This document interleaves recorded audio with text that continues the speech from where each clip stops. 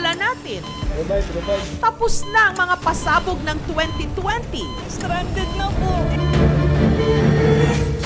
At saka naman ibinunyag ng dating Israeli Space Agency Chief na si Dr. Haim Eshed na matagal na raw nakikipag-ugnayan sa kanilang gobyerno at maging sa Amerika ang mga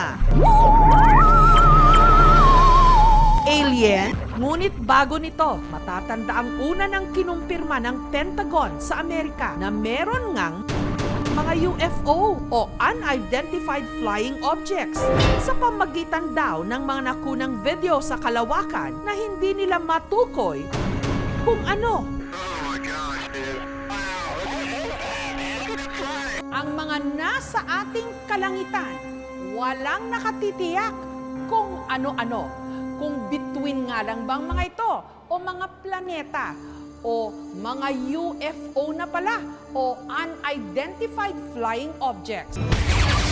Sa cellphone video na kuha ni Jane Tagakay, makikitang matinding liwanag na dahan-dahang umaakyat sa kalangitan sa Kawayan City, Isabela.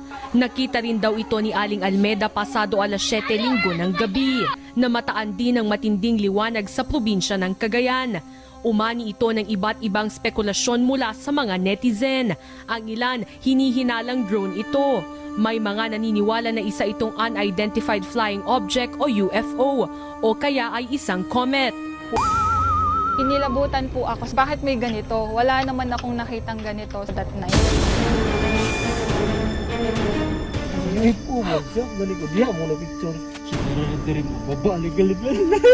Ang langit. Matagal ng kwento-kwento ang tungkol sa mga UFO kahit pa sa ibang mga bansa.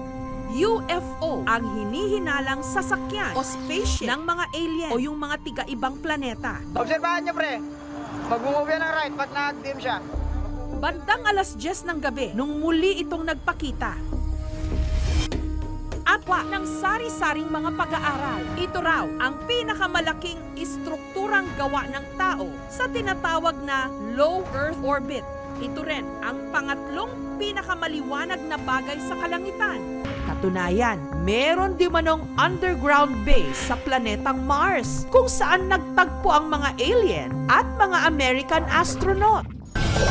Ang di umano Transgalactic Alliance sa pagitan ng mga extraterrestrial at ng outgoing president ng Amerika na si Donald Trump na pagkasunduan daw na ilihim muna ang White House, walang komento sa balita.